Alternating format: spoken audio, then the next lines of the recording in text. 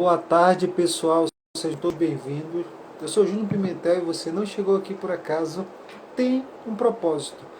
Nessa tarde nós vamos abordar o tema o amor próprio e o poder da decisão. Nós vamos receber mais uma vez a Liz Pellegrini. Eu vou fazer uma apresentação dela aqui. Ela é uma coach, psicanalista e ela é idealizadora do projeto, do grande movimento Acorda Rainha. Então hoje nós vamos abordar de novo essa temática sobre o que é o amor próximo, o amor próprio e essa questão do poder da decisão. Nós vamos abordar alguns acontecimentos e alguns fatos que aconteceram na vida de várias pessoas, também na vida dela. Nós vamos compartilhar aqui, nós vamos falar muito também sobre dependência emocional. Nós vamos falar de como sair da dependência emocional, como se amar, como usar o amor próprio também para sair de certas situações. Nós vamos abordar aqui a temática também com o que as pessoas falam para de alguma forma ofender, entristecer e muitas vezes até aprisionar as pessoas que às vezes estão nesse cárcere e não conseguem sair. Eu vou estar enviando aqui esse convite para várias pessoas e eu já vou chamar ela para que ela possa estar aqui conosco também. Deixa eu enviar aqui o convite para ela. Só um momento. Denise, seja bem-vinda. Ivanilda Santos também, seja bem-vinda. O pessoal está começando a chegar aí.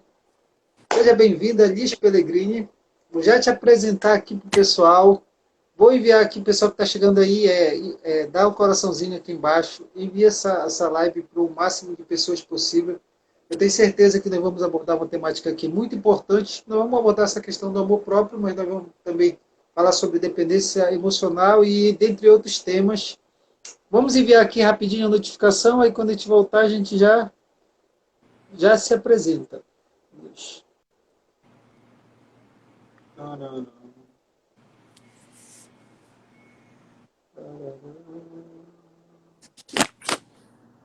Só um momento. Só um momento. E aí? É só enviar a notificação que nós já começamos.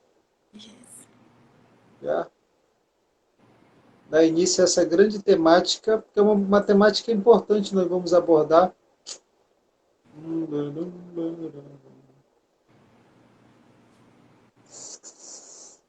Aí, boa tarde, olha, o pessoal já está por aí, já chegou a Thaís, já chegou a Van, agora entrou aí a Denise também.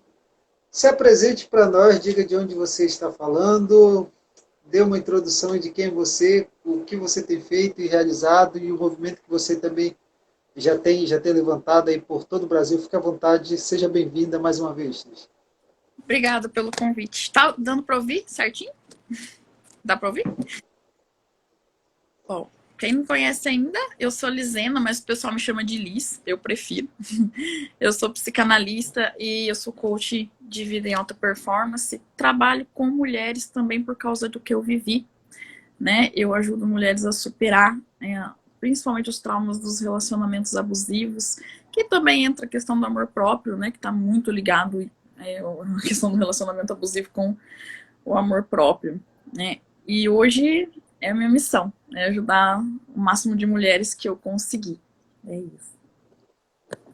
Tu já levantou, já começou assim, entrando com uma temática incrível, que é a relação do relacionamento abusivo. Acho que nós vamos tratar bastante sobre essa temática. Nós já fizemos uma live semana passada e a gente se propôs aqui estar com vocês aqui, com a nossa audiência, está fazendo uma live por semana. Necessariamente essa live ela vai ser sempre às segundas, mas essa semana a gente decidiu fazer ela agora na sexta-feira.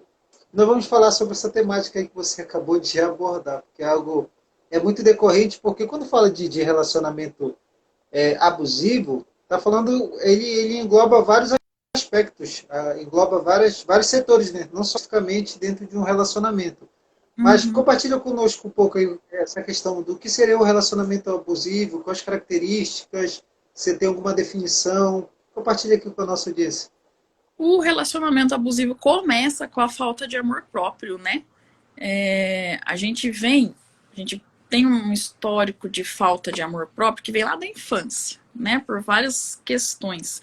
Às vezes porque a gente não tem afeto demonstrado dos pais, ou porque os pais cobram a gente demais, a gente tem essa sensação que a gente não é bom o suficiente, né? E os pensamentos da gente, né, tem muito poder. Falo, se as pessoas soubessem o poder que os pensamentos e as palavras têm, eles iam ter mais cuidado para falar e para pensar, né? E quando a gente pensa da gente, que a gente não tem valor, que a gente não é bom o suficiente, a gente não trabalha isso na gente, a gente atrai pessoas que também pensam isso da gente. E a gente atrai pessoas que vão tratar a gente como a gente se trata, né? E aí a gente cai em situações de relacionamentos abusivos, lembrando que relacionamento abusivo não é só a mulher que cai, né? Tem homem também que é vítima de relacionamento abusivo, apesar de ser o maior número de mulheres, também tem homens que caem nessa situação, né? E um relacionamento abusivo não existe respeito, né? Não existe respeito às suas vontades, não existe respeito às suas decisões e você se permite porque não tem amor próprio. É justamente por isso, né? Você não tem um respeito por você mesmo, então o outro também não tem esse respeito. E aí você cai num ciclo de abuso, de ofensa, muitas vezes agressão física, agressão psicológica, verbal, patrimonial, a gente não fala muito também, mas uma categoria de violência do relacionamento abusivo é a violência patrimonial também, né? Aquela questão de você, né, não deixar a pessoa trabalhar, a pessoa não ter acesso ao dinheiro, enfim, também é uma violência, né? Então, isso tudo começa com a falta de amor próprio. Por isso que a gente está aqui hoje, né?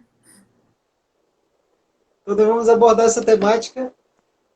Você já falou várias coisas importantes aqui. Talvez se eu pudesse, não, eu entendi, eu vou pegar partes e blocos e nós vamos tratar cada questão dessa.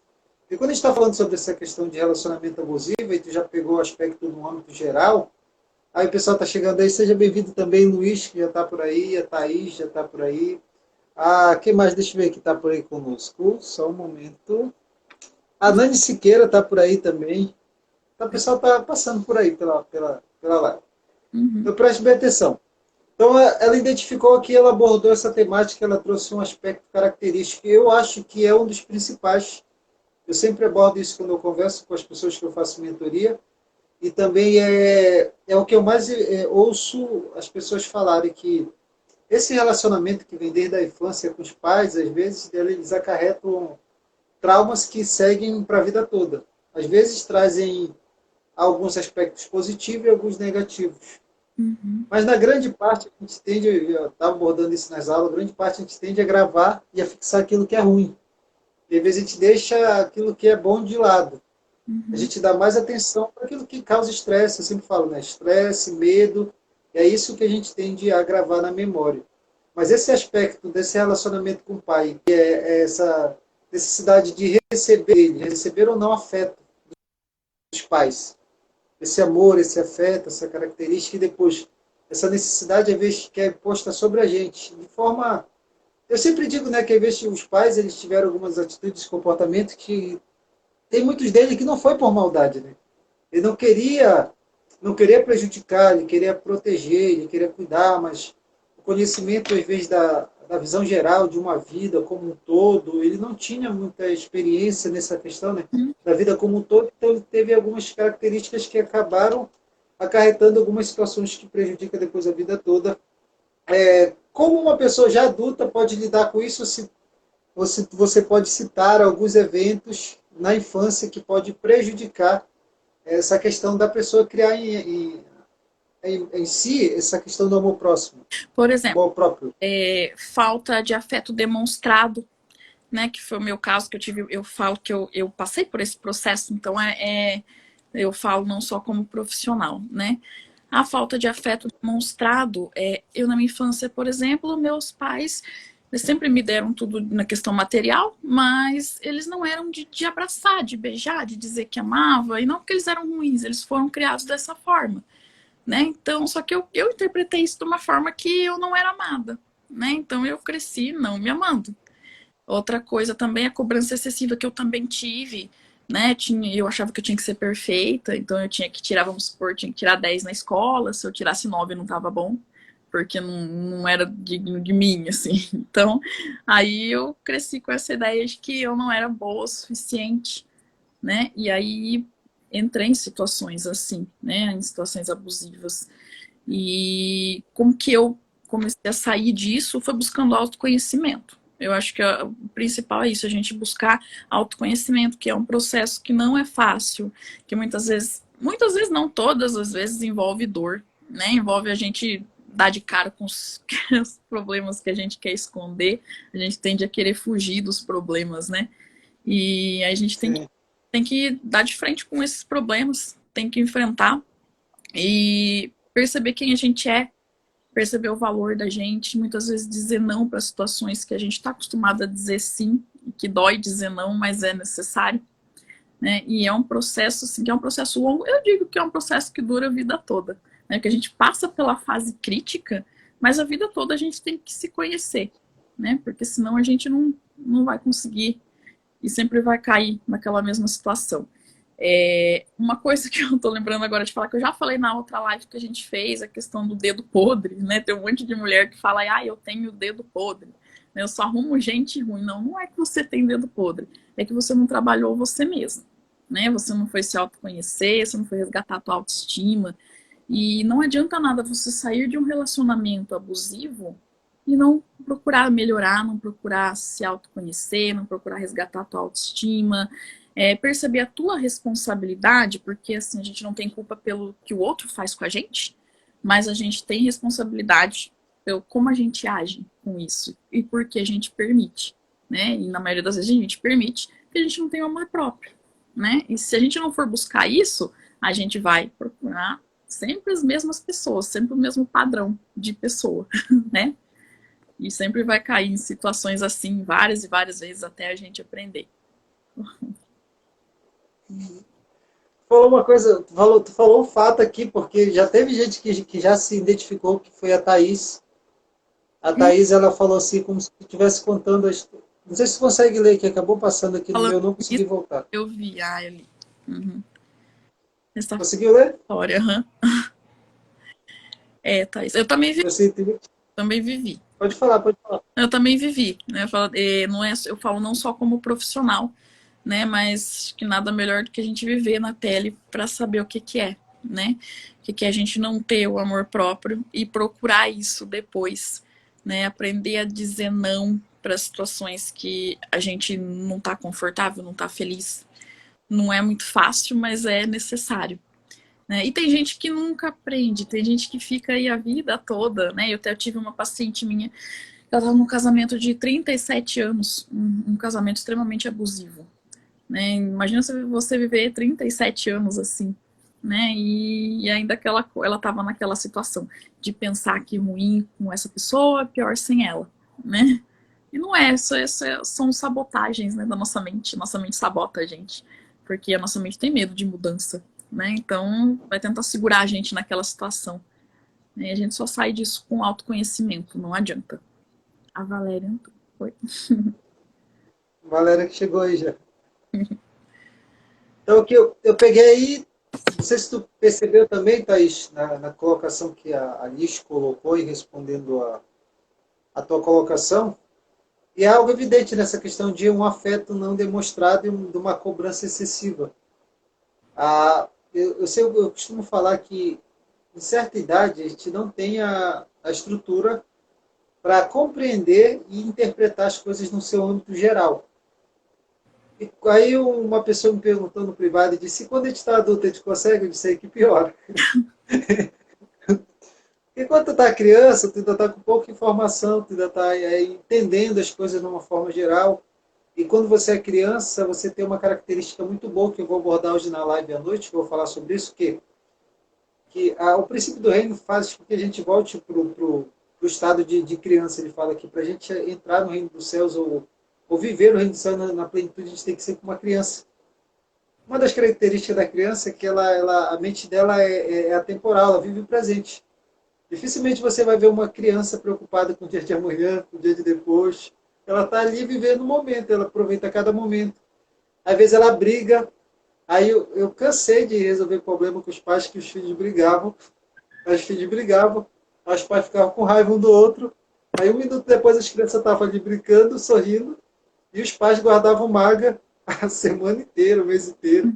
Aí falava, por que você deixou de falar com o fulano? Porque naquele dia eu fui na casa dele, aí o filho dele bateu no meio e ele não repreendeu, depois eu fui repreender o filho dele, não gostou, e os pais estão brigados já há um ano, e as crianças normal, brincando, conversando, Uhum. se falando pelo WhatsApp, pela internet. E aí tem essas características, mas a gente vivencia essas características de não ter esse amor que ele é de alguma forma demonstrado. Seja bem-vinda, Cláudia. Cláudia está aí por aí conosco de novo, é uma honra ter você aí. Então a gente não tem essas características desse amor demonstrado, a gente começa a interpretar as coisas de forma diferenciada. Uhum. No meu livro, deixa eu recordar se é nesse livro ou se é no outro. Eu acho que é no outro. Ou é nesse? Eu estou escrevendo todo livro que eu não recordo. Eu vou só recordar qual é o princípio. Certa vez eu era bem novinho, ainda continuo, e aí eu vi um filho chorando desesperado porque dizia que o pai amava mais o irmão dele. E aí a mãe dizia, não, meu filho, eu te amo, e ele gritava, ele esperneava, e ele xingava, e ele xingou e a mãe ficou se sentindo mal, era um adolescente, né? Se sentindo mal, começou a chorar, e o pai foi lá, tentou acalmar a mãe, depois tentou conversar com o filho, ele começou a xingar, humilhar os dois, até que o momento ele apanhou lá.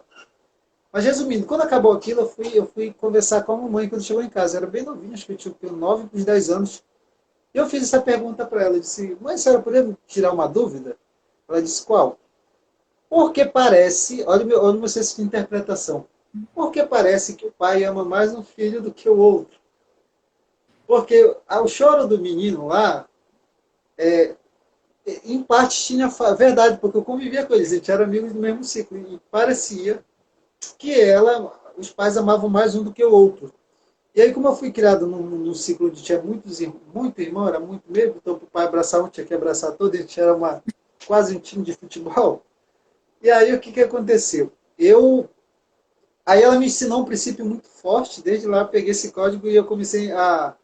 Eu sempre falo, né, todo mundo conversa comigo, a minha mãe foi uma grande mentora, ela me ensinou princípios assim irrevogáveis, que eu acho incrível. Ela disse, meu filho, senta aqui no meu colo, a mãe me colocava no colo para sentar. Quando era para conversar e dar instrução em sermão, ela falava, senta aqui no meu colo, eu já sabia o que era. E aí eu sentei e ela passando a mão na minha cabeça, ela disse, meu filho, não é que o pai ame o filho mais um filho do que o outro. É porque cada filho tem uma característica diferente. E cada filho recebe uma demonstração de amor diferente.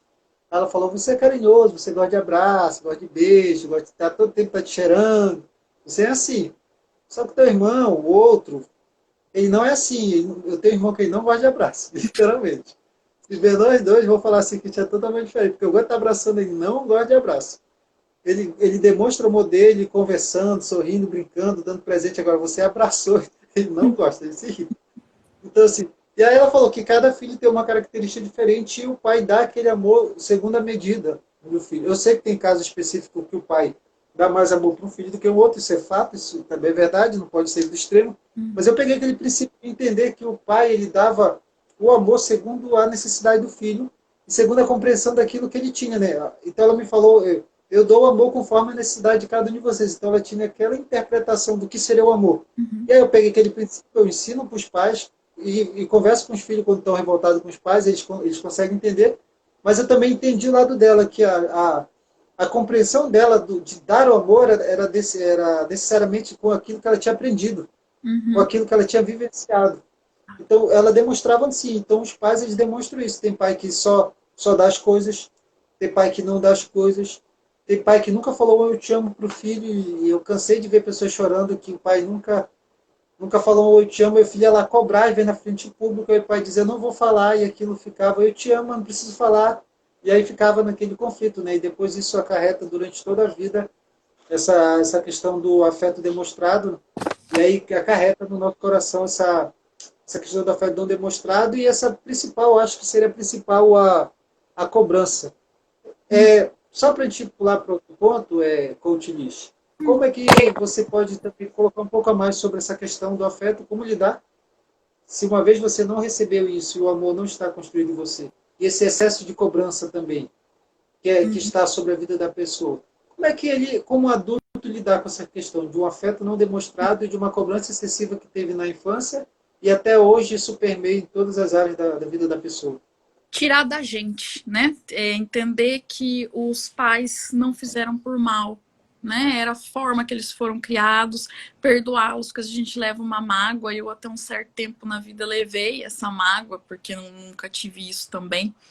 Então é a gente tirar de dentro da gente, não é sobre a gente, né? Os nossos pais, eles realmente amavam a gente, eles foram criados dessa forma, né? Foram criados para não saber demonstrar, tem vergonha, né? Eles são seres humanos como a gente, né? Somos todos falhos.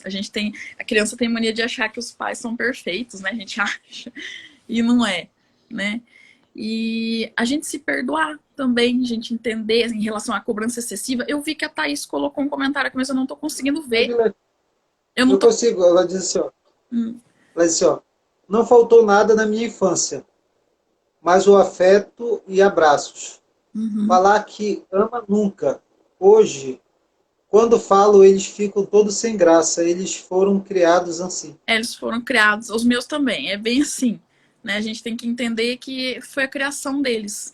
E em relação à cobrança excessiva, a gente entender que a gente pode errar, a gente é ser humano, né? A gente não tem que ser perfeito, né? Isso tudo faz parte do autoconhecimento. Quando a gente percebe que a gente não precisa ser perfeito, que a gente vai errar, não tem jeito, por mais que a gente tente não errar, né? E que isso é normal, isso acontece com todo mundo. O importante é a gente aprender com o erro, né? A gente vai se libertando disso, né? Dessa sensação de não ser bom o suficiente, que faz a gente atrair relacionamentos ruins para a vida da gente. Não tô conseguindo pegar os comentários. Aí, assim, a segunda parte, é só tu clicar um pouco assim, que às vezes a gente clica na tela e aí ela fica meio Uhum, branquecenta. Assim, aí depois tu uhum, passa o dedinho assim e volta ao normal. Então, abordando um tema legal, quero agradecer mais uma vez a participação de todos. Estão aqui a Valéria, o Luiz, a professora Cláudia está aí, uma pessoa incrível também, a Thaís, que é a pessoa que está interagindo. Vocês podem colocar perguntas, tecer comentários e também pode dar alguma sugestão aí de alguma experiência que você viveu, a gente comenta, aí a gente tece e comenta aqui. Você está falando dessas coisas, aí eu estou lembrando do livro que eu estou escrevendo, O Segredo do Seu Nascimento. Nele eu abordo a seguinte característica. Eu percebi que a maioria das pessoas tem muita mágoa com os pais. E algumas falam e outras não. E aí uma pessoa falou, que eu estava mentorando, ela usou essa seguinte expressão, né? Ele não me amava, não me demonstrava, não me abraçava, e começou a falar todas as coisas. E aí a pessoa tinha raiva do pai. E aí quando alguém me falar dos pais, antes da pessoa falar, eu já antecipo duas situações para a pessoa, que aí quando eu antecipo, aí facilita o processo dela vir querer, porque às vezes a pessoa vem conversar com a gente, uhum. e no começo da conversa ela já quer que te crie raiva da pessoa de que ela vai falar. Ela já quer colocar a pessoa contra a gente. Eu sempre falo, olha, eu estou aqui.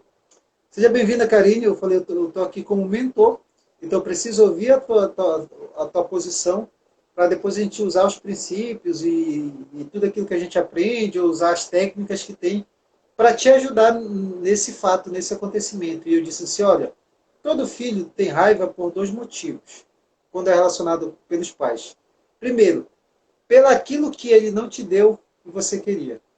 Então, algo que você queria e ele não te deu, e isso causou uma revolta, isso causou uma mágoa em você. Segundo, pelo aquilo que ele te deu e você não precisava. Isso está no livro, primeiro. Aquilo que você queria e ele não te deu, e aquilo que ele te deu e você não precisava. E aí, essa segunda pergunta ela é mais pesada, então eu não entro muito no assunto, porque é algo delicado, né? É algo que já passa, já entra questões de relacionamento abusivo, é uma coisa mais forte. Né? Mas a primeira é essa, né? Que você cria uma expectativa, o seu pai não lhe deu algo que é relacionado, por exemplo, com carinho, com atenção, com afeto, com algum objeto também, com algum material, algum objeto, alguma coisa que você queira. Então, se você queria muito algo e ele não te deu, Uhum. ele não abriu a porta para você, e aí entra aquele princípio de comparação, né?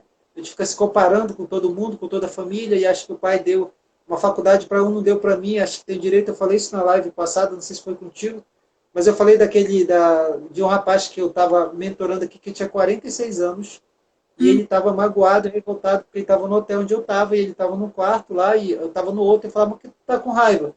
Ele disse, mamãe tem muito dinheiro, mamãe tem uma casa em Balneário Camboriú, que é aqui perto de Florianópolis, e aí tem um casarão, tem uma mansão, e ela não quer que eu fique mais lá, e ele revoltado, com 46 anos de idade, ele revoltado.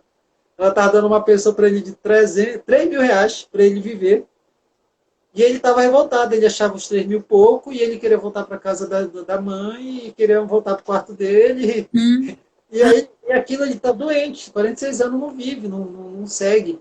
E aí eu comecei a prestar atenção isso, que é, a pessoa cria essa questão de que o pai, né, que o pai não deu algo para ela, o pai não deu algo para ela, o primeiro princípio, que ela queria muito, o segundo, que eu acho que é o mais delicado, é quando o pai dá algo que o filho não precisa. Aí entra naquela coisa quando o pai é muito agressivo, é muito autoritário, quando alguns passam o limite da natureza paterna e aí acabam tocando no filho. Que é uma coisa mais profunda, porque para abordar é muito delicado esse assunto.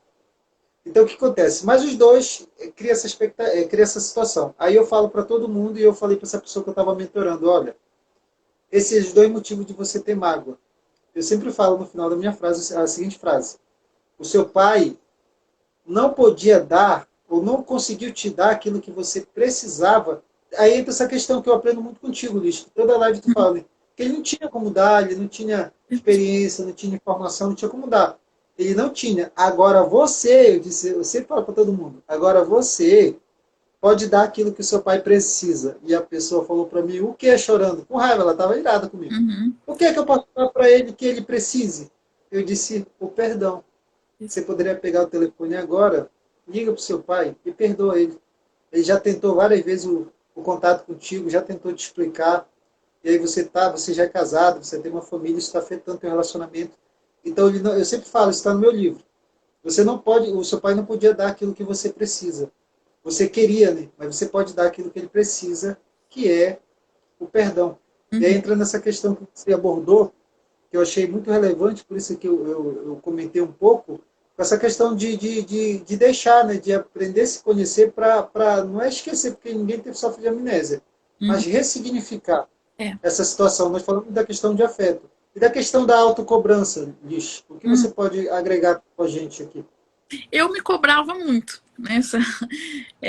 Por causa dessa cobrança excessiva, né, dos pais, a gente acaba se cobrando demais, a gente acaba achando que a gente tem que ser perfeito, né? E isso é cruel com a gente, né? Isso é cruel demais com a gente, porque ninguém é perfeito, né? Então, a gente aceitar os erros da gente e aprender com eles também, né?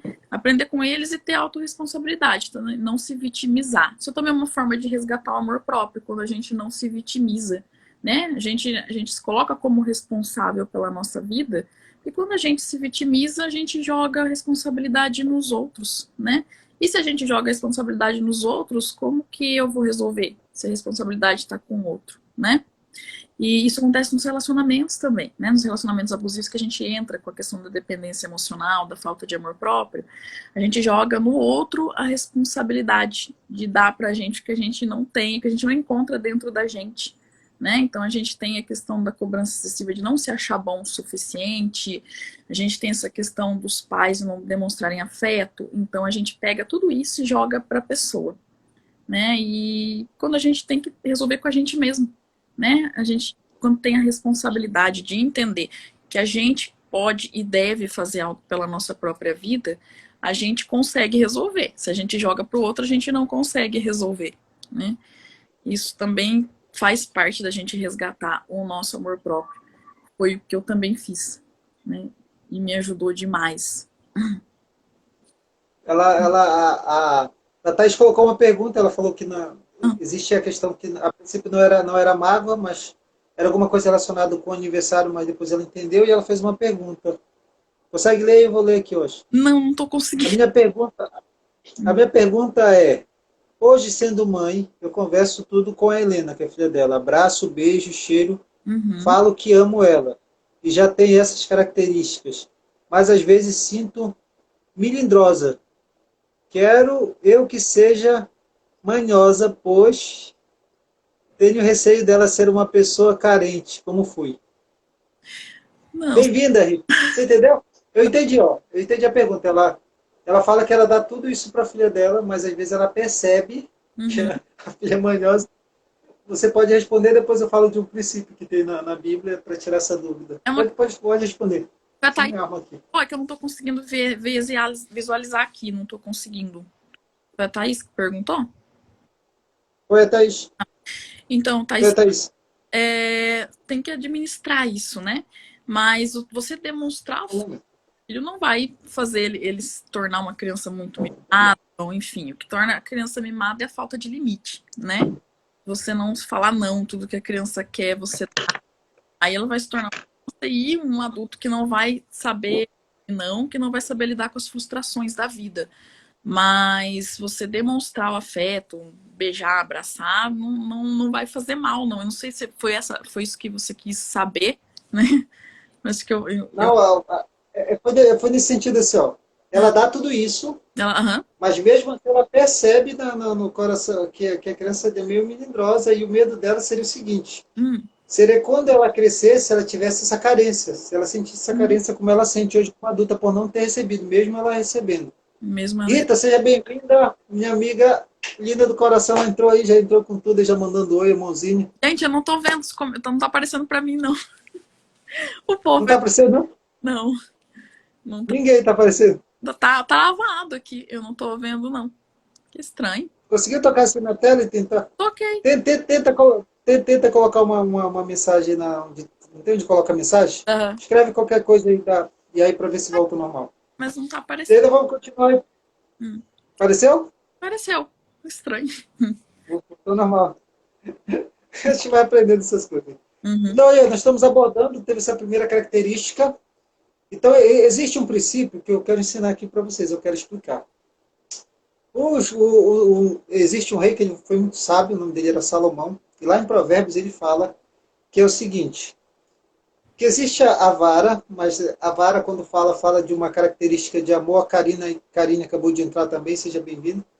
E aí existe uma questão de um princípio de amor, que fala que o pai, com a vara, com amor, ele vai tirar essa questão que ela usou essa palavra milindragem, né?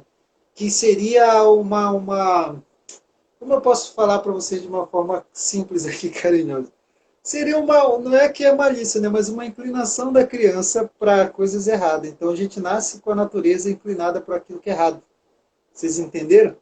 Então o que acontece? Às vezes, qualquer um de nós, mesmo instalando todos esses drives, todos esses princípios, às vezes a gente tende a ter alguma espécie de malícia, não no sentido de maldade. Por quê? Porque até a criança chega um momento que ela interpreta como é que os pais se comportam e como é que ele consegue as coisas. Isso acontece muito. Eu sou especialista, eu não tenho filho ainda, mas já criei vários. Então eu amo criança, então o que acontece? Eu era apaixonado por ver teatro de criança e como às vezes as crianças manipulavam alguns Uhum. pais. Era muito engraçado. Só que Uhum. acontece, então entra a questão do limite, porque tem uma coisa na cabeça dos pais, que é o seguinte: Júlio, como é que tu sabe isso não tendo filho, não gerou filho? Eu disse, fora os que eu criei, eu passei praticamente 10 anos da minha vida aconselhando casais, aconselhando pais. Diariamente eu tinha um gabinete, então lá onde eu tinha, toda hora entrava gente com problema para me resolver. Então o que acontece? A gente vai aprendendo, vai criando entendimento de como é a vivência. Mas uma coisa que eu falo é o seguinte: os pais, às vezes, a gente sofre tantas coisas que a gente não quer que o nosso filho sofra, na é verdade? Às vezes a gente passa necessidade, passa algum problema, rejeição, então a gente faz de tudo para blindar o filho. Só que a gente precisa de duas coisas. Primeiro, os filhos precisam aprender a passar por frustrações. Uhum. Eles têm que vivenciar isso. Por quê? Você não vai ficar todo o tempo com ele. Você tem que preparar ele para a vida. Para a vida. Então, de baixo onde você está, você consegue proteger ele de frustração. Mas quando ele sair debaixo que a gente chama das asas, né? Então ele vai precisar passar por frustração. E segundo, existe a questão também do limite, que o pai precisa, com muito amor, corrigir. Aí cada pai tem essa característica de correção. Eu sempre utilizei no método de correção, seria a questão da instrução. Eu sempre usei esse método. Nunca parti para bater, eu sempre, olha, você está fazendo isso, senta aqui, eu vou te explicar o que você fez, o porquê você fez e qual a consequência de você fazer isso. Então, eu estou explicando bem, você entendeu? Então, a partir de agora, se você fizer, você sabe que vai ter uma consequência. E aí, apesar da criança, ela ia lá, ela analisava, ela entendia que tinha um limite. Uhum. E aí sempre falava, porque às vezes precisavam falar para ela: chora, quer chorar, chora. está com raiva, sente. A gente não pode privar as pessoas das emoções, porque senão uma hora ela explode. Uhum. Sim. E quando crescer também não vai saber lidar, né? Com as emoções. Tem alguém perguntando? Aí tem... Não, não, agora o pessoal mandou coração, cabecinha. Aí tem a segunda parte que a Liz entrou, que é algo que continua na nossa vida. A gente já falou que a primeira característica é a característica de uma não demonstração de um afeto, de um não afeto recebido. A segunda seria, às vezes o pai cobra muito do filho, e aí o filho também cria essa questão de, na cabeça, que ele tem que ser perfeito, que ele não pode errar, que ele não pode falhar, aonde ele chega e ativa outro princípio, que é a necessidade de aprovação. A pessoa quer se sentir aprovada em qualquer ambiente que está, e aí um vai puxando o outro, depois entra o princípio do vitimismo, e aí começa, e aí eu sempre falo que é o seguinte, quando a gente está num estado, a gente comunica aquilo. Então, pessoas que passam por problemas emocionais, psicológicos, ou são afetadas, elas ficam tanto pensando naquilo que elas comunicam essa energia. Incrível que elas comunicam. E aí entra aquela coisa que tu falou, atrai pessoas com a mesma característica para continuar tratando a pessoa mal, para continuar humilhando, tratando, todas essas questões.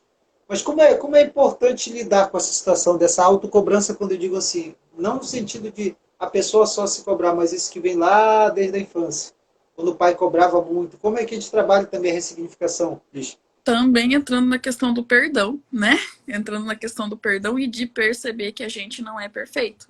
Que a gente pode errar, todo mundo erra, inclusive os nossos pais, né? Que os nossos pais nem sempre eles estão certos. Né? A gente, quando é criança, a gente acha que tudo que eles falam tá certo, né? Mas não tá. Então, a gente entender isso, acho que é crucial pra gente sair dessa cobrança. Eu não tô vendo como Eu lembrei, sabe de que eu lembrei? Ah, Eu lembrei da minha fase do porquê. Eu apanhei muito da minha fase do porquê. Quem tá me acompanhando aqui e acompanha também a Liz, quem já me acompanha um tempão, sabe que eu sou uma pessoa que eu pergunto muito e as perguntas me levaram a lugares incríveis. Então eu sempre perguntei as coisas. Quando eu olho uma coisa, um princípio que eu ensino na minha mentoria é o seguinte: é um princípio que rege para a vida toda. Se você quer ser um diferencial e quer ter resultado em qualquer área da sua vida, entenda como algo é e como funciona. Qualquer coisa que você vai fazer, você não precisa ser especialista em qualquer assunto. Mas se você entender o básico de como algo é e como aquilo funciona, você consegue ter resultado extraordinário na sua vida. Então, eu muito, desde pequeno. Vai fazer uma coisa, eu perguntava, mas por que você está fazendo isso? Aí ele falava, não deve explicações. Não, mas eu quero entender. Eu ficava lá, por quê? Por quê? Por quê? Até apanhar. E agora, quando eu lembro, dá vontade de rir. Eu converso com o pai. Eu amo meu pai tem 72 anos. Antes de eu vir aqui para Florianópolis, eu fui lá no sítio onde ele mora, pedi a benção dele. Eu falei, pai, estou indo para um outro estado, tenho sonhos, tenho projeto, estou indo embora.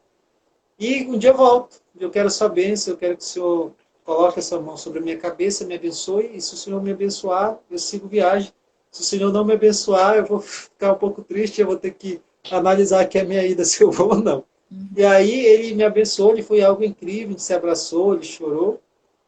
E aí, brincando ali depois, na hora do café, eu lembrei essas coisas, né? Que eu fui perguntar, ele esqueceu, ele não lembrava que me batia. E aí eu falava para ele, pá, porque eu ia perguntar as coisas para o senhor, e o senhor ia lá e me batia, e me batia direto, quando eu perguntava as coisas para o senhor. E aí ele foi, agora que ele já está mais maduro, e ele aprende muito também com a gente, que é filho, né? A gente instrui, ensina, eu ensino muito meu pai, muita coisa que ele não aprendeu. E aí ele sempre usa essa frase, ele fala, meu filho, teve uma vez que ele foi num evento que eu fiz, aí me viu palestrando para muita gente, ele só chorava, só chorava, só chorava. Ele chorava tanto que ele soluçava que todo mundo no auditório, que era tipo era uma quadra de eventos muito grande, tinha arquibancada assim, e aí ele chorava e todo mundo ficava olhando aquele senhor de idade chorando, soluçando. Né? E aí ninguém sabia que ele era meu pai. Aí no final eu disse, porque ele estava me visitando na capital, eu disse, esse senhor que está chorando é meu pai. A pessoa ninguém acreditou. E aí ele me abraçando, ele sempre falava essa frase, né? Meu filho, me perdoa, porque eu não sabia o que eu estava fazendo. Eu não tinha conhecimento por que eu fazia aquilo. E aí você ainda tem mágoa, eu disse, pai, não tem mágoa nenhuma. quando eu lembro dessas coisas, eu fico rindo. Por quê? No meu caso, as pessoas acham que eu estou com deboche, mas não, eu fico rindo porque eu acho, hoje, doeu, né? Mas eu acho Hum. engraçado. A gente tem que aprender a lidar, e eu acho que o perdão, realmente o perdão, é uma chave. E a gente saindo, você quer comentar alguma coisa antes de eu passar? Tem uma pergunta aqui da professora Cláudia, tu consegue ler? Hum, Então, leio aqui. não, não tô conseguindo. A professora Cláudia diz assim, sabe por que comecei a acompanhar Ah, pela essência, Júnior, pela história que contou da sua vida. Entendi que ele sabe o que é dor. Vai ajudar muitas pessoas. Que honra! Seja bem-vinda, Jéssica Milo. Oi? Lisa. Oi, Lisa, é Lisa. conhecer Vim agora. até conhecer agora, beijo, de luz. Beijo. Acabou de te conhecer, ela. Gratidão. Bom. E ainda vamos para o nível 2. Primeiro nível, olha, existe muita. Esse assunto é um assunto muito profundo, muito forte. E aí a gente fez uma aliança aqui, eu e a Liz, que ela é coach, psicanalista, então ela conhece muito, ela conhece as técnicas, tem experiência de vida, vivenciou, agora acho que na live que ela vai comentar um pouco, a gente já vai entrar na questão da dependência emocional, a gente vai entrar na questão da dependência emocional agora. Então ela vai compartilhar um pouco da história dela e vocês que estão aqui nos ouvindo a primeira vez vão conhecer um pouco mais, mas a gente fez um propósito da gente fazer uma live por semana para a gente abordar essas temáticas de amor próprio, de relacionamento abusivo. Nós vamos estar abordando essa questão da dependência emocional, de como lidar com a dor, de como ressignificar as coisas. Então aqui, ó, a princípio vai ser dia de segunda-feira à tarde, mas hoje a gente decidiu fazer na sexta, porque a nossa agenda estava muito lotada essa semana. Mas eu fico feliz de vocês que estão chegando com a gente aí, todo mundo que está entrando. Então, nós vamos entrar para a segunda parte da conversa. Primeiro, a gente falou já, abordamos características sobre a questão que afeta muito a gente desde a nossa infância, que é a dependência emocional, a dependência, né? O afeto, né? A questão do afeto não recebido. E Hum. depois a gente falou da cobrança excessiva, que a gente leva isso para o resto da vida. Tá. Agora eu estou grande, agora eu cresci, agora eu sou responsável pela minha vida, pelas minhas ações. Como eu lido com as escolhas, já que eu estou com todas essas características, e eu vou entrar em meios, em ambientes que me recordem aqueles que antecederam. Como é que eu entro dentro desses novos ciclos ou desses novos ambientes? Você pode comentar para já entrar nessa questão da dependência emocional? Em primeiro lugar, você fala em relação a gente superar isso, né? Não, a característica, a gente falou da superação. Agora é o seguinte, agora eu estou maior. Sim. Aí depois da gente entrar nesse ponto de como entra e como vive, aí no final da live a gente fala de como supera de novo. Uhum. Então, eu vou usar, por exemplo, eu. Eu sofri isso. E Uhum. agora eu vou ter tendência, não é absoluto, não é um fato, mas eu vou ter tendência agora a procurar pessoas e ambientes que eu viva essas emoções de novo. Uhum. Como é esse ciclo de eu entrar? Eu não percebo, ou eu vejo, eu não percebo nas ações, ou eu acabo olhando na pessoa aquilo que me faltou, e aí isso me induz a ter uma convivência, a ter um relacionamento, e depois que eu tenho essa convivência, esse relacionamento, aí eu entro no princípio da dependência emocional, e aí tu já entra nessa questão da dependência também. Tem também casos em que a gente procura as pessoas que espelham os nossos pais. Acho que foi a Van que falou na live outra vez que ela viveu as situações porque na casa dela acontecia, né? Então a gente pode espelhar ou buscar pessoas, porque o relacionamento da gente com as pessoas reflete o nosso relacionamento com a gente mesmo. Então, se eu sou uma pessoa que eu acho que eu não sou suficiente, eu vou procurar pessoas que vão me enxergar assim também.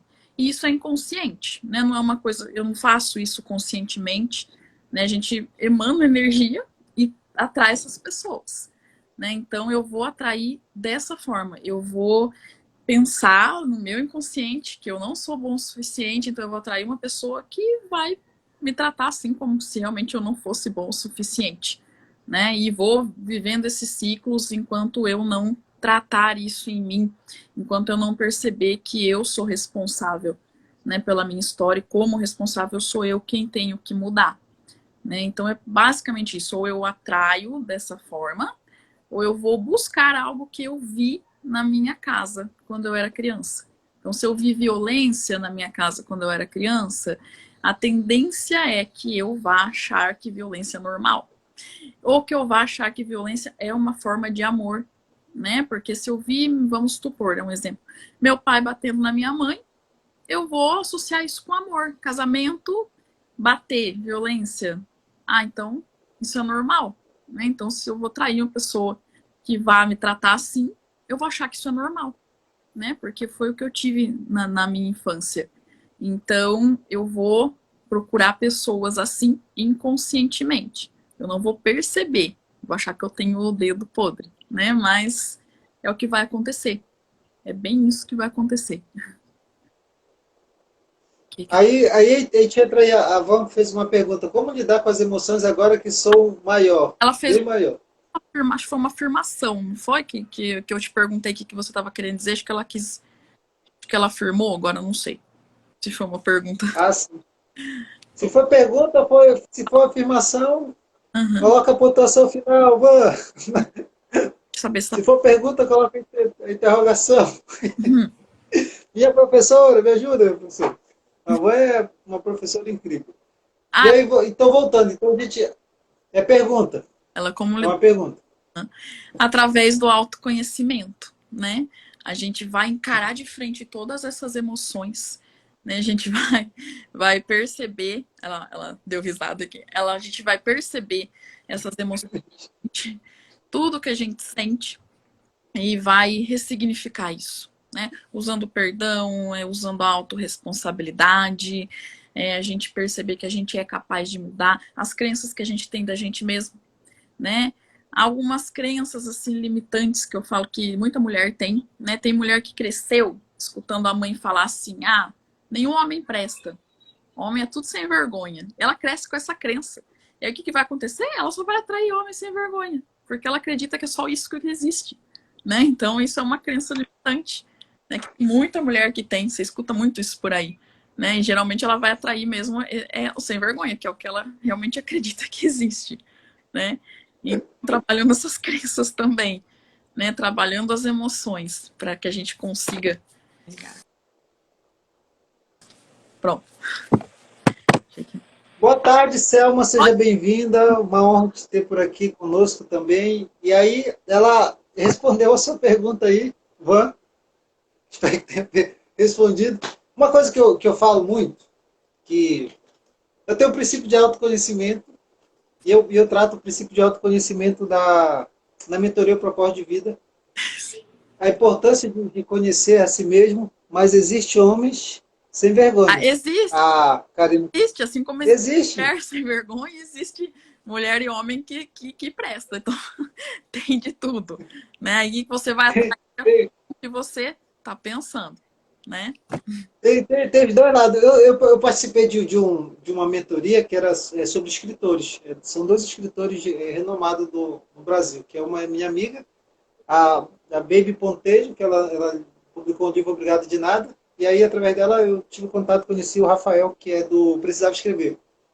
E aí teve uma dessas mentorias que a gente está em grupo fechado, aí entrou essa questão, né? Entrou nesse conflito de prestar ou não prestar, e começou a confusão. E aí algumas mulheres começaram a xingar, e aí começou aquele bate-boca, bate-bocas que tem para todo lado, né? Aquelas conversas, aquele diálogo, aí dependendo da linha, como eu posso falar, da linha ideológica, aí o negócio fica mais feio, o diálogo fica mais feio, a confusão fica mais feia, então assim, aí começou nesse atrito, né? E aí todo mundo pediu uma resposta racional, e aí perguntaram assim, por que o homem não chora? O homem é tão duro, sem vergonha que não presta e por que não chora? E parece mentira, mas na reunião tinha três homens. Tinha eu, o rapaz que era o escritor, e tinha um outro rapaz, o resto era tudo mulher. Então a gente estava apanhando lá direto, eu estava só calado lá. Eu disse, olha, primeiro que o que eu entendo é o seguinte, as nossas ações, isso eu falo muito na mentoria, as nossas ações elas são baseadas em três princípios. Quais são os princípios, Júnior? Não dá para falar aqui porque a live é curta, mas você pode estar acompanhando aqui o meu perfil, acompanhando o perfil da Liz, que a gente aborda essas questões. Primeiro, a sua interpretação da vida, das suas ações, é primeiro com as informações que você tem armazenado. Desde quando você nasceu, você recebe informação pelos cinco sentidos. Na mentoria eu passo uma tarefa sobre os cinco sentidos do corpo. A visão, olfato, tato, paladar. E eu sempre falo, Você recebe informação, primeira coisa. Então você entende, interpreta a realidade através das quantidade de informações que você tem e criou através das células de reconhecimento, que é uma área que a gente aborda da neurociência. Segundo, pelas experiências que você viveu. Então, se você viveu aquelas experiências, elas vão estar ali como informação. Terceiro, uma vez que você tem informação e tem experiência, vai formar o terceiro pilar. Qual é o terceiro pilar? A crença. A crença é um conjunto de informações que você tem experiência. A partir dessas três características, isso está no subconsciente, aí você começa a tomar a decisão e a ter as suas ações e as suas atitudes. É isso que determina tudo. Então, eu sempre falo, que aí respondo ao que a Van falou agora, que como eu faço isso como adulto, eu sempre passo, eu vou te ajudar a colocar uma nova informação. E depois que eu conseguir instalar uma nova informação na tua cabeça, eu vou te ensinar a gerar uma nova experiência. E depois que tu vai gerar uma nova experiência, a pessoa diz assim para mim, eu vou ter uma nova crença, Júnior. Eu disse, olha, se tu conviver comigo, você sabe que eu não me movo por crença. Eu me movo por fato. Então eu ensino as pessoas a ter princípio de fato. O fato é diferente da crença. Então essas três características. Aí eu falei para a pessoa lá no grupo, né? Eu disse, eu vou dar uma resposta para vocês baseado com informação que eu tenho. Então me ouçam, depois vocês me xingam. Eu não estou defendendo aqui nem homem nem mulher. Eu só vou colocar uma questão aqui racional, sem vocês estarem no conflito aí, debatendo questões ideológicas ou defendendo homem ou mulher. É o seguinte, primeiro, quem é que fica com as crianças? Na maioria das vezes, quando está criando a criança. Aí todo mundo disse lá, me diz. Aí 90% falou é a mulher. Eu disse, tá, legal. Segundo, a segunda pergunta que eu falei, sabe por que os homens não choram? Porque as mães falam assim para as crianças. Assim. Não chora que tu é homem. O homem não chora. E aí o homem pega aquela informação e armazena na cabeça. E aí já era. E aí depois, aí eu falei a primeira coisa, então a primeira característica. Aí eu falei, aí todo mundo me ficou meio assim, a favor, contra, eu disse, eu sou um homem que chora. Aí eu falei, por que eu choro? Porque teve um dia que aconteceu um fato da minha infância. E aí eu caí, aí deu uma confusão lá, eu chorei. A vizinha do lado diz assim, ei rapaz, não chora, que homem não chora, que homenzinho, fica de pé, se limpa. Aí eu ia levantando de pé, na hora que eu estava me limpando, já estava, tipo, começou dentro de mim gerar um ódio. Eu sou uma pessoa muito tranquila, mas veio uma mágoa. Eu já deu vontade de quebrar a pessoa todinha lá, os guri lá da rua. E aí a minha mãe entrou na conversa, sabe o que a minha mãe falou? Ela passou um código muito forte, ela falou para a vizinha assim, olha vizinha, a senhora cria os seus filhos, porque quem cria o meu sou eu. Ela olhou bem no meu olho, ela olhou para mim e disse assim, meu filho, olha nos meus olhos, disse, homem também chora. Ela falou a seguinte frase, homem vai chegar um momento que você precisa chorar, vai chegar um momento que você precisa reconhecer os seus erros, vai chegar um momento que você vai precisar reconhecer suas falhas, vai precisar um momento que tu vai precisar parecer forte para a vida, mas vai chegar um momento que você vai precisar. Então eu entendi isso. Então qualquer coisinha, se eu julgar ser necessário, eu choro, eu não guardo, eu não escondo, não sou uma pessoa dura. É Por porque quê? Porque eu recebi essa informação. Por que que o homem tem mais problema de infarto, morre mais com doenças assim do que a mulher? Porque ele guarda as emoções, né? Que ele foi ensinado que é coisa de mulher, que ele não pode. Então, a mulher bota pra fora, ele não. Daí, aí que acontece. E aí entra esse princípio, depois tava, todo homem trai, mas eu disse, tá, o homem trai sozinho? Ele trai com quem? Trai com quê? Então, assim, pô, mas como eu falei, eu estava abordando isso na questão racional. Tanto um ou outro, todos eles agem conforme as informações que eles têm, Uhum. conforme as informações armazenadas na mente. Então é importante a gente ter esse processo de ressignificação das informações que a gente tem na cabeça, de como a gente interpreta a vida, de como a gente interpreta a realidade, o que eu e você estamos comunicando através das nossas ações, através das nossas palavras, através da nossa atitude, através do nosso posicionamento, porque a gente vai comunicar alguma coisa. A gente comunica diariamente alguma coisa. E aí entra nesse pilar, que a gente entra nesse ciclo e depois que a gente está dentro desse ciclo. Como é que funciona essa questão da dependência emocional na cabeça de alguém que está vivendo isso? É sofrido, né? É sofrido para as duas partes. É sofrido para a pessoa que é alvo do dependente e é sofrido pro dependente. Porque você condiciona a sua felicidade na outra pessoa, né? Então, se a outra pessoa se ausenta do seu lado por alguns minutos, você já não tá feliz, né? Você só tá feliz se aquela pessoa tá ali do seu lado. Aí o dependente começa a querer controlar a vida da outra pessoa para que a outra pessoa fique perto dele, né? Cria um ciúme excessivo, né? Começa a sentir ciúme e querer ver o que a pessoa está fazendo o tempo todo. Isso é desgastante, né, para o dependente e é sufocante para a pessoa. Mas isso a gente está falando do dependente emocional que que está num relacionamento, vamos dizer, que não é com um abusador, né?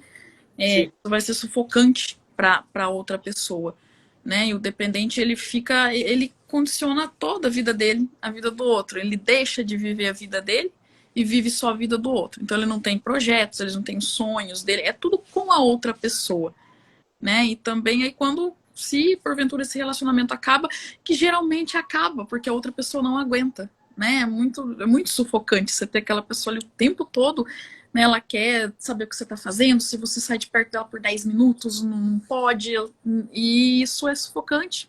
E aí essa pessoa acaba indo embora, né? E aí o dependente sofre absurdamente, porque ele acha que ele perdeu a vida dele, né? E quando é um relacionamento com um abusador, que é fácil de cair quando você é dependente emocional, né? Porque o abusador, ele gosta de dependentes emocionais, que ele consegue manipular, né? Aí é pior ainda, né? Porque você vai sofrer todo tipo de violência. Então, o dependente emocional, ele sofre muito, porque ele nunca tá feliz, né? Ele nunca tá tranquilo. Ele sempre tá pensando o que o outro tá fazendo, o que o outro tá deixando de fazer, por que o outro não tá do lado dele, né? Não consegue ficar 2 dias longe do outro. É o fim do mundo. Eu tive uma paciente que ela era extremamente dependente emocional do esposo dela. Por isso que eu falei dos 2 dias. Um dia ele precisou viajar a trabalho para ficar 2 dias e ela me ligou desesperada, porque ela achava que ela ia morrer, porque ela fazia 2 dias que eu não via ele. Isso é sofrido, é bem sofrido. E o dependente emocional não tem amor próprio, né? Ele coloca o amor todo na outra pessoa. Esse é o problema. É bem sofrido. Hum. Deixa eu perguntar aqui, vocês estão acompanhando conosco aqui, se vocês tiverem alguma pergunta, nós já estamos caminhando quase para o final, já 80% aqui da nossa live. Ainda temos aqui mais uns 20 minutos aí para a gente abordar mais essa temática aí, porque tá boa a conversa, então vamos estender mais uns 20 minutos. E aí, se você tiver alguma pergunta, se você tiver algum comentário, coloque aqui na descrição que a gente vai ler. E a gente vai agora continuar e ir para mais um passo para frente. Que é uma vez essa questão já de entrar no convívio direto com o abusador. Uhum. Como a pessoa, não vou dizer pode sair, mas como é que como é esse ambiente de vivência? Porque a maioria eu percebi, conversando com algumas pessoas, e a partir do momento também que eu comecei a acompanhar algumas de vocês, e algumas de vocês também eu estou mentorando, e aí eu comecei a perceber quando vocês estão conversando, está trabalhando essa questão da mentoria, da pessoa quando ela está nesse contexto, tanto o homem ou a mulher vivendo dentro de um relacionamento específico abusivo. Uhum. A pessoa parece que não percebe que ela está Não. naquela situação. Uhum. Não percebe. Por quê? Porque o relacionamento abusivo, ele começa muito sutil, né? Ele não começa, eu falo que se começasse com um soco na cara, era ótimo, porque a pessoa ia embora já e pronto, né? Você não tá envolvido com a pessoa e você vai embora. Mas não começa assim. Geralmente é o contrário.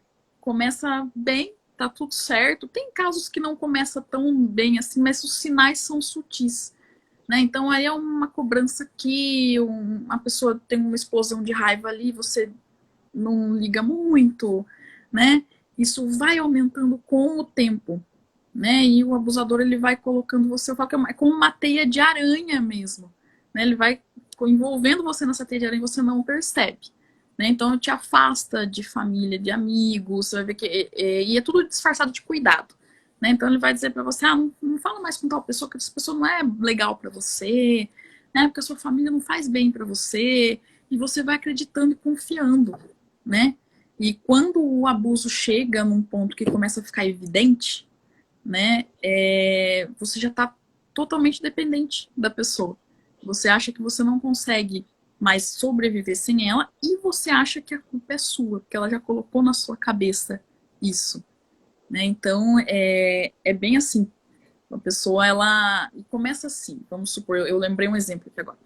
A pessoa vira para você e fala, mas deixa que eu faço isso para você aqui, porque você não sabe fazer direito, né? Eu faço para você. Você pensa, ah, que legal, né? A pessoa tá cuidando de mim. E isso é no começo, né? E você não percebe aquilo. Aí, dali um tempo já muda, né? Quando você está dependente emocional, a pessoa já vai virar para você e vai falar assim, você é burra, né? Você é uma burra, você não sabe fazer nada direito. Então, aí já, né? E nesse ponto você começa a acreditar que você é mesmo, né? Porque ela já convenceu você, né? Abusadores geralmente eles têm um poder de convencimento imenso, né? Então eles conseguem convencer tanto você quanto as outras pessoas também. Até eu postei, né? Eu fiz um post ontem sobre a triangulação, né? Que é uma das estratégias que o abusador usa, né? Que é colocar uma outra pessoa no meio do relacionamento, seja para desacreditar a vítima, né? Que é quando ele chega, por exemplo, tem um amigo, né, que ainda está meio próximo, que ele teme que a vítima vá dizer alguma coisa para essa pessoa. Então ele vai antes para essa pessoa e diz, ah, olha, ela tá com uns problemas emocionais, ela tá estranha, eu tô achando que ela não tá normal, né? Então ele desacredita a vítima, de forma que quando a vítima vai tentar pedir ajuda, né, a pessoa vai lá, não, olha, ele tem razão, ela não tá bem mesmo, né? Então e também tem a questão do ciúme, né? O abusador ele costuma comparar muito, né? Então, por exemplo, se ele sabe que você tem um problema com ex-namorada dele, com ex-mulher, ou marido, né, no caso do homem, que ele vai dizer? Ah, ela era melhor que você nisso. Ah, ela fazia isso, você não. Ah, ela nunca falaria isso pra mim. Né? Então, assim, isso é uma técnica da triangulação que é bem complicada. E a vítima cada vez mais vai entrando nessa teia de aranha, né? E ela fica presa, né? E por isso que é tão difícil de sair. Né? As pessoas de fora não percebem. Quem nunca viveu isso não percebe, não sabe, não entende, né? Por que é tão difícil de sair? Porque a gente não percebe. Né? A gente não percebe, a gente acha que é tudo normal, que a culpa é da gente, que o erro tá na gente. Né? A gente começa a pisar em ovos, é uma coisa extremamente cansativa, você pisar em ovos o tempo todo. Né? Então, eu, no meu caso, por exemplo, chegou um ponto que eu ficava assim, não tô exagerando, é sério. Eu ficava, nossa, será que se eu der um passo aqui pro lado?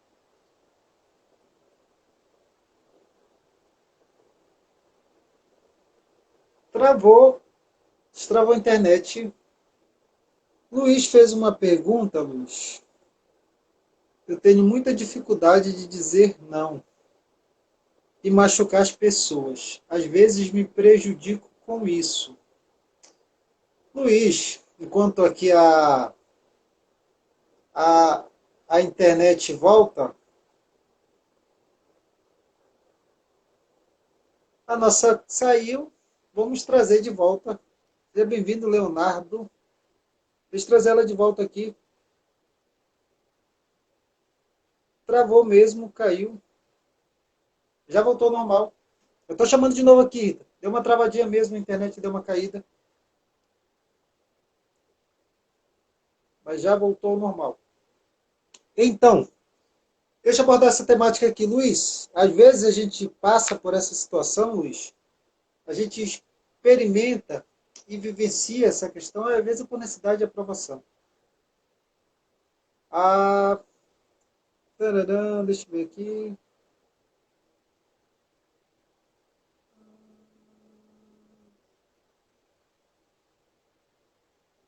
Bora ver.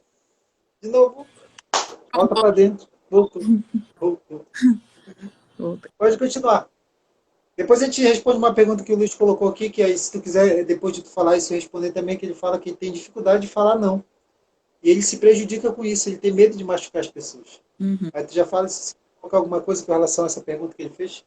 Certo. Mas só terminando que eu estava falando da questão de pisar em ovos, né? A gente pisa em ovos, né? E é cansativo, é extremamente cansativo pra gente isso, né? E é uma teia de aranha mesmo, que para sair é possível, mas é complicado, né? Mas sai, a gente sai. Tu estava dando um exemplo de falar que tu, na hora que travou, foi na hora que tu falou que tu dá um movimento, dá um passo, uma coisa assim. Era assim, eu falava, nossa, se eu der um passo pro lado, será que ele vai ficar bravo? Se eu falar tal coisa, se eu falar bom dia, será que ele vai ficar bravo? E é tão desgastante isso, né? É uma coisa terrível. Então é devastador, falo. Acho que muitas vezes mais até que agressão física, né? O psicológico da gente é péssimo. Terrível. O que o Luiz falou? Que ele tem dificuldade de falar não? Ele tem dificuldade de falar não para as pessoas. Aí ele acaba se prejudicando. Ele tem medo de machucar as pessoas. Uhum.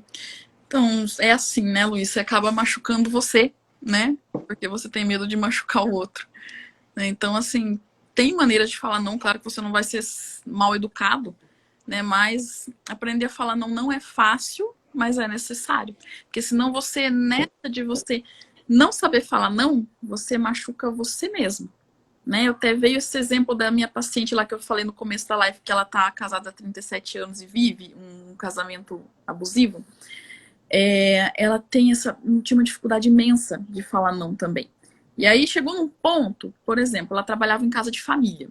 Ela trabalhava das 6 da manhã, não tô exagerando, ela fazia isso mesmo. Eu não acreditei quando ela me falou. Das 6 da manhã até as 10 da noite. Porque ela não sabia falar não para a patroa dela. Então ela dava a hora dela ir embora, a patroa, não, mas fica aqui mais para fazer tal coisa, fica aqui. Chegou num ponto que ela estava esgotada, trabalhando das 6 da manhã até as 10 da noite, para não falar não. Então, assim, a gente, quando não consegue falar não, a gente prejudica a gente, né? A gente, para não fazer mal para os outros, a gente prejudica a gente. É uma construção, a gente aprendendo a falar não, né? É fácil, não, mas é necessário. Às vezes também é permeio porque a pessoa ela tem aquela necessidade não de aprovação, mas de aceitação, de Uhum, querer estar aceita num grupo também. e também aquela questão de aprovação, de não ser aceito também. Sim. Teve uma época que eu precisei trabalhar isso, Luiz, aí eu compartilho contigo, eu comecei a fazer o dia do não. Eu acordei de manhã e disse, vou falar não para tudo. Vou treinar, porque eu não, existe um momento da vida que eu falava assim para todo mundo, mas aí entra naquele princípio. Quando você fala assim para todo mundo, você entra num modo de desgaste. Porque você faz muita coisa para todo mundo e depois você deixa de fazer as coisas que você precisa fazer, que é necessário fazer. E aí chegou um dia que eu comecei a fazer o teste. Eu disse, eu vou fazer o dia do não. Uhum. Vou incorporar a criança que é em mim. Por quê? Porque a primeira palavra, a palavra que a criança mais ouve, eu não sei porque, se vocês sabem, mas a primeira palavra que a criança mais ouve é não. É Uhum. toda hora quando ela está pequena, não. Vai subir em cima do sofá, não. Quer comer? Não. Não. Então o pai fala toda hora, não, não, não. Ela ouve tanto não, que quando crescer seria para ela falar não, mas ela não fala. Ela fala assim para tudo. E aí eu comecei a fazer o dia do não. Alguém falava, você poderia fazer isso para mim? Eu disse, olha, não vai dar, eu estou com um compromisso aqui e hoje não é possível. E aí eu comecei a perceber que algumas pessoas ficavam com raiva, algumas pessoas paravam de me incomodar, depois algumas me trataram mal, algumas mudaram comigo. Quando eu comecei a falar não, aí o Uhum. pessoal começou a ir embora, começou a ir embora. Mas um jeito especificamente, porque a gente consegue falar o não de várias formas. Você pode, dependendo da pessoa, para não ofender ela ou não ferir ela, você consegue de alguma forma falar não. E aí tu pode começar com isso, Luiz, de fazer uma lista daquilo que é prioridade no teu dia ou na tua semana, aquilo que é prioridade para ti na semana, no dia, aquilo que é prioridade para ti com a tua família, também durante a semana, tu pode fazer uma lista já, uma lista prévia antes, para quando você entrar na semana, aí você vai trabalhar a possibilidade de falar alguns nãos. Algumas coisas você vai fazer, porque talvez seja do teu aspecto de vida, de ser uma pessoa servidora, de servir, amar todo mundo, então isso eu digo também que é bom. Mas aí quando alguém fala algo, você já tem aquela lista de prioridades. E aí você fala, eu até gostaria de fazer, estaria disponível, nós podemos ver um outro dia, mas hoje necessariamente não irei conseguir porque eu tenho esses compromissos e eu preciso resolver. Eu preciso estar, eu preciso resolver aquilo que é necessário. E aí eu comecei a aprender também a dizer não, até porque os meus não, às vezes, que eu falava assim, porque são coisas que ajudam pessoas, né? Que são algumas pessoas que estão em movimento, outras que estão Só tem uma coisa que eu paro de fazer, o que eu estou fazendo é quando alguém está à beira de querer tirar a vida e aí me chama no WhatsApp ou nas redes sociais, angustiada, e o que eu estiver fazendo eu paro para acalmar a pessoa, para orientar ela, instruir se eu ver que eu estou conseguindo resolver, aí eu sigo para o segundo passo, né? Que sempre eu indico para um profissional. Eu digo, olha, daqui para frente procura um psicólogo, procura um psiquiatra, procura um psicanalista, também que é uma área, né, que aborda essa questão das emoções, e aí a gente já direciona. Então é importante, Luiz, você trabalhar essa característica de dizer não. É necessário. Faça o dia do não.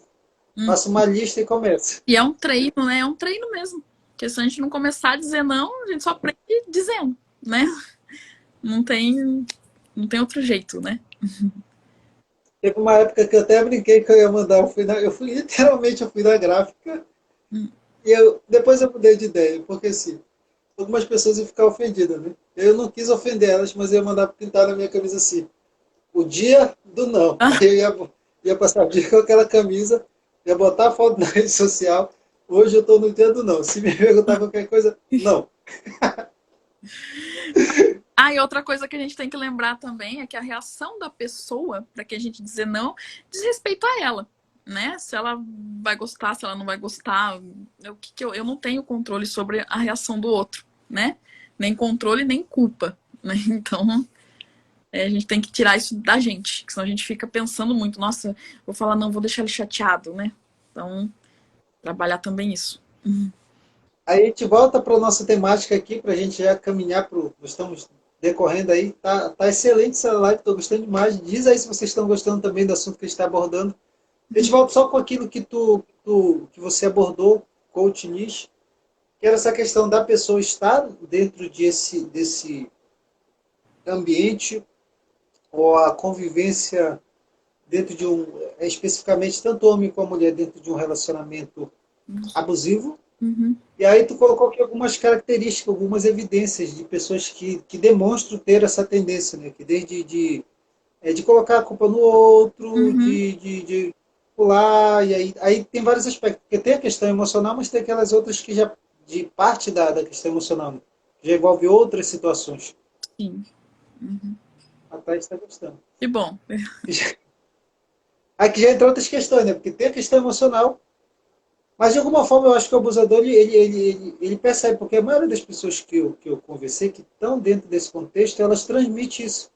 Sim. Elas transmitem, a maioria, se tem alguma coisa, não todas, né, mas tem alguma coisa assim relacionada, ainda voltando àquela questão do pai, do relacionamento com o pai, com a mãe.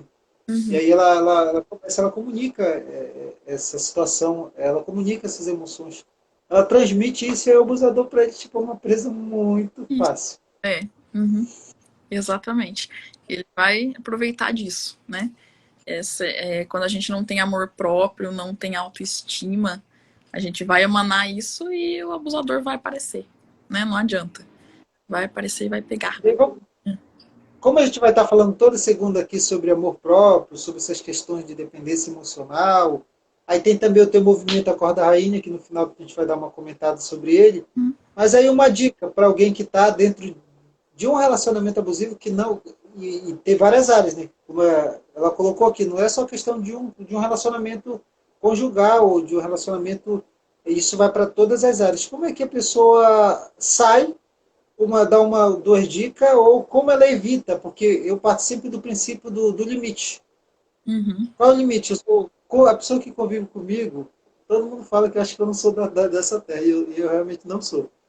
Mas na convivência diária que eu tenho com as pessoas, se eu perceber algum excesso da pessoa, alguma coisa, desse mesmo jeito que eu sou, eu chamo a pessoa sempre no, não publicamente, né? Eu chamo primeiro ela no particular, eu sempre falo, olha, eu lhe respeito muito, você é uma pessoa especial, querida para mim, mas você se excedeu aqui. Você ultrapassou um limite não permitido, então eu vou lhe dar uma sugestão, que você não cometa mais isso. Uhum. Eu estou comunicando a você que a forma que você me abordou ou me tratou, ela não é legal. E eu não gosto de ser tratado assim. E eu também não estou lhe tratando assim para que você trate. Então, você se resolva e não faça mais isso. Uhum. Se a pessoa fizer isso outra vez, e publicamente, aí eu, desse mesmo jeito aqui, aí eu já faço a correção de forma pública, da mesma forma que a pessoa fez. Uhum. E aí tem pessoas que, quando eu falo no particular, elas ok, mudam, e não tem mais esse comportamento excessivo, mas tem pessoas que querem continuar, porque é questão dela, né? Uhum. Não sou eu. É questão da pessoa, que ela não é resolvida, ela está cheia de conflito, cheia de problema. Existem líderes, tá, aí 500 pessoas que trabalham em departamento área, que eles se acham superiores, eles a liderança dele sobe numa cabeça de tal forma, quando ele vê característica no funcionário que não está sujeito à autoridade dele, ele já quer de alguma forma aprisionar, alienar e botar a pessoa debaixo de um subjugo. Uhum. Então, assim, quando às vezes também a pessoa já começa a se ceder de forma pública, aí depois que eu conversei com ela no particular, eu já falo do mesmo jeito, mas é em forma pública. E aí quando a pessoa às vezes passa também por um constrangimento, ela também muda o comportamento dela. E Uhum. aí qual é a dica que você dá para quem tá dentro? Olha, se você vê isso, e você vê isso, isso aqui já caracteriza sinal. Então, se você está no começo, dá para sair. Se você está no meio, como é que eu saio? Pode compartilhar conosco um pouco? Quando você tá no começo. Eu acho que em primeiro lugar, falando lá, né? Voltando lá para trás, a questão do amor próprio. Por que, que você, que nem você falou do seu exemplo, por que, que você consegue fazer isso? Porque você tem amor próprio, né? Você consegue colocar limite só quando você tem amor próprio. Senão, não. Agora, mas aí, no começo, né? Observar sinais de ciúme excessivo, né? Observar uma tentativa de controle, uma tentativa de afastamento, né? De tirar você das pessoas que você convive, né? São sinais sutis, mas coisas pequenas que a gente consegue perceber. Agora, no final, eu falo que, assim, é complicado, porque você tá preso naquilo e você fica, às vezes você percebe, né? Eu falo que a gente tem duas pessoas, né? O racional que percebe e o outro lado. E é mais você perceber e pedir ajuda, eu falo. Comentar com alguém, né? Buscar a ajuda de alguém. Porque alguém de fora vai conseguir enxergar melhor, né? Você não consegue. A gente está dentro, a gente não consegue enxergar. Então, né, é questão de visualizar a ajuda de alguém e de ajuda de alguém. E é mesmo assim é um processo, né? Que eu até falo, né? Para quem, se alguém procurar você pedindo ajuda, falando que vive um relacionamento abusivo, para ter paciência. Por quê? Porque muitas vezes você vai aconselhar aquela pessoa, você vai falar, é um relacionamento abusivo, sai disso, e a pessoa não vai sair. A pessoa não vai sair. Para com a frescura. E às vezes assim, se a pessoa não sai, às vezes a gente pensa, nossa, eu passei por isso, né? Eu procurei ajuda, eu até comentei isso na outra live. E como eu não saí ainda desse relacionamento, a pessoa ficou brava, a pessoa me mandou mensagem, falou, você gosta, né? Porque se você não gostasse, você tinha saído desse relacionamento já. E não é assim, né? Até porque a gente duvida, né? A gente pensa, nossa, será que realmente é assim? Será que eu não tô exagerando? Não é culpa minha, né? Então, né, até a gente enxergar, é um processo, né? É um processo, mas é possível. Então, aí, foi uma honra estar nesse bate-papo contigo. Olha aí, ela colocou aí. Consegue ler? Uhum. Existe você ser resolvida no relacionamento amoroso onde você consegue ser você, mas no trabalho você não consegue, entra no amor próprio. Entra. Entra na questão da autoconfiança, né? Provavelmente você tem alguma coisa dentro de você que talvez, eu não sei se é isso, né, que você fala de questão do trabalho, de não ser bem resolvida, né, no trabalho, mas geralmente insegurança, né, sensação de você não conseguir, de você não ser suficiente, então vai tudo volta para o autoconhecimento, né, de você trabalhar isso, né, então na questão do trabalho pode não ser questão abusiva, né? Que alguém esteja sendo abusivo com você no trabalho, mas você não está conseguindo trabalhar direito por questão de insegurança, às vezes você não consegue expressar suas opiniões, né? E tudo por uma questão de você achar que não é legal o que você vai falar, que você não é uma pessoa legal, pisar em ovos, Pisar em ovos, então, é a questão da sua insegurança, né? Trabalhar a sua insegurança, né? Para você chegar e colocar a sua opinião mesmo, saber dizer não quando precisa dizer não. E é um trabalho árduo, mas é um trabalho gratificante. Quando você consegue, você se sente o máximo, né? Eu falo por experiência própria, não só como profissional, não. Não sei se foi isso que. Não sei se eu te esclareci, né? Se foi isso mesmo que você queria saber. É Isso que ela tinha colocado essa questão de relacionamento abusivo dentro do trabalho, né? Qual é a postura? também aprender. Se é possível, se é possível, né? Vida É, amorosa dentro de um relacionamento, de um casamento, mas no trabalho não consegue. A pessoa entra dentro desse ciclo de relacionamento abusivo no trabalho, uhum, que é algo que está crescendo muito, muito. uhum. Tem muita gente Ah, doente por causa dessa questão. uhum. Sim, assédio moral, né? Tem muito. Eu não Deve sei. ser a meia. Ela entendeu. A Pri também chegou aí agora. O Bem, pessoal que aparece aí, que é da aula, que é da aula da noite, quando eu chego lá, hoje eu vou fazer chamada, hein? Na hora da aula. Quero saber quem que vai chegar cedo hoje na aula. E aí vamos partir para essa parte final para a gente deixar um gostinho de quero mais para a próxima live, segunda-feira à tarde. Eu encontro aqui conosco, aqui, uhum. eu, Júnior Pimentel e a Coach Lish. Segunda-feira nós estamos aqui de novo. Nós vamos combinar o horário e qual ficar o horário melhor para ela e para mim. Pode ser às 15 horas, às 17, mas não vamos fixar um horário. Talvez seja nesse mesmo horário aqui. Até gostei do horário. Foi um horário bom para a gente. Então, segunda-feira a gente tem encontro de novo. Então, eu quero que você deixe já suas considerações e também quero falar um pouco do Acorda Rainha. Dá uma comentada sobre a Acorda Rainha, como surgiu, por que esse nome. Uhum. Surgiu porque, né, eu acordei. E aí eu queria acordar outras mulheres também, né? Então surgiu esse projeto. Né, eu já faço, só que atendimentos individuais, né? Então eu tô com a ideia de fazer também em grupo, que é para ajudar o máximo de mulheres possível. Né? E eu queria aqui, agora, no final, dar umas dicas, né, para a gente fortalecer o amor próprio da gente, né? Primeiro, a gente se perdoar, né? A gente se perdoar, como eu já falei, né? Parar de se culpar. A gente fez o que a gente podia no nosso passado e hoje a gente também erra, né? Mas o importante é a gente aprender com os erros. Fazer as coisas que a gente gosta, né? Procurar sempre fazer uma coisa que a gente gosta, alguma atividade que a gente gosta. Isso faz muito bem para nossa autoestima, para o amor próprio. Não se comparar com os outros, né? Eu sempre falo, não se compare com os outros, se compare com você mesmo para ser melhor que ontem, né? Porque você não sabe da vida do outro. Você sabe da vida do outro que o outro quer te mostrar, não da vida dele de verdade, né? Então, não se compare. Tenta enxergar suas qualidades, né? A gente tem mania, as pessoas falam, lista 5 defeitos seus, a gente fala um monte, né? Aí a lista 5 qualidades, a gente não consegue, né?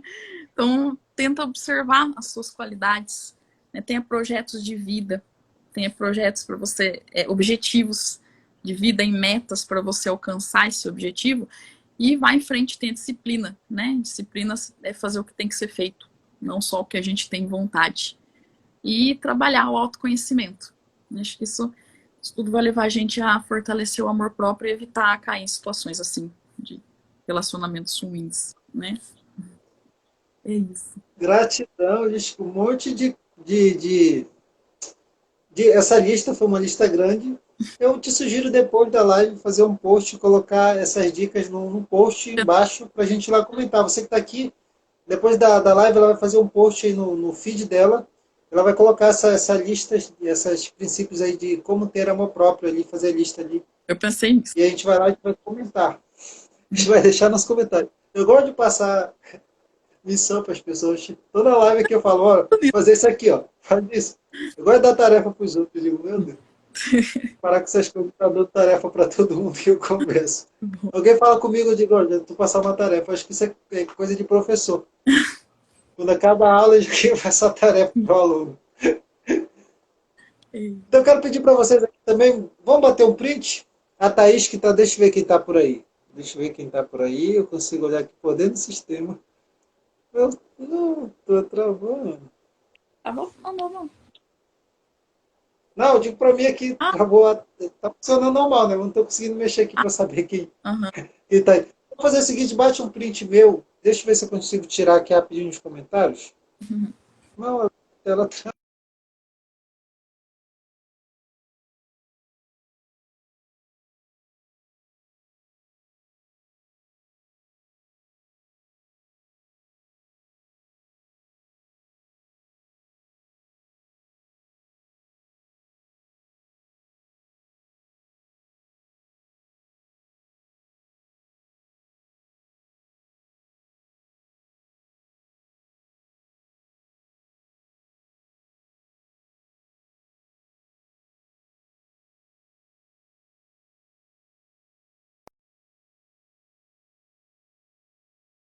travou minha tela.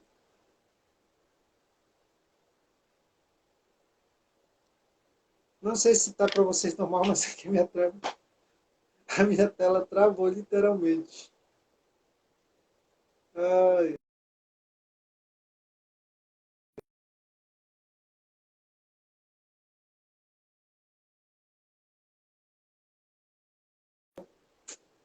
infelizmente, travou meu celular. Não sei se vocês estão vendo. Não consigo ver, travou tudo aqui.